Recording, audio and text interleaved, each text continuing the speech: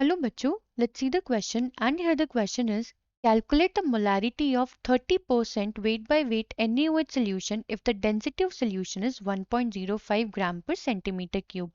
हमें बच्चों यहाँ पे मोलारिटी कैलकुलेट करनी है जब हमें mass percentage and density given है फॉर NaOH। तो चलिए बच्चों करते हैं इस क्वेश्चन को and first of all let's see the key concept for this question.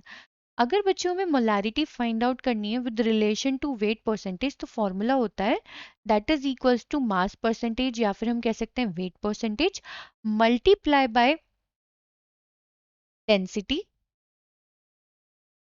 Multiply 10 divided bye molecular mass of salute. तो बेसिकली बच्चों अगर हम इस क्वेश्चन में देखें तो हमारा सल्यूट क्या है, सल्यूट है हमारे पास NaOH। अगर हम इसका मॉलिक्यूलर मास कैलकुलेट करें तो वो कैसे होगा, atomic mass of sodium, sodium का एक ही एटम है, plus atomic mass of oxygen, यहाँ पे ऑक्सीजन का भी एक ही एटम है, plus atomic mass of hydrogen, यहाँ पे हाइड्रोजन का भी सिर्फ एक ही एटम है। और हमें क्या मालूम है बच्चों, जो सोडियम है उसका मास होता है 23 ग्राम, ऑक्सीजन का होता है 16 ग्राम, हाइड्रोजन का होता है 1 ग्राम, यानी कि टोटल कितना हो गया बच्चों 40 ग्राम। अब अगर हम यहाँ पे क्वेश्चन में देखें तो हमारे को यहाँ पे जो वेट परसेंटेज है या फिर हम कहें मास परसेंटेज है वो कितनी गिवन है, वो गिवन है 30%।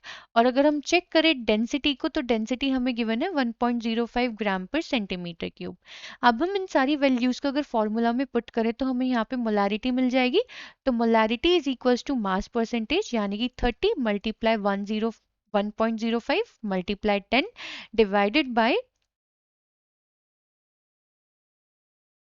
Divided by mass of solute यानी कि 40। तो हमारे पास जो वैल्यू आएगी बच्चों कैलकुलेट करके वो आएगी 7.875 मोलर।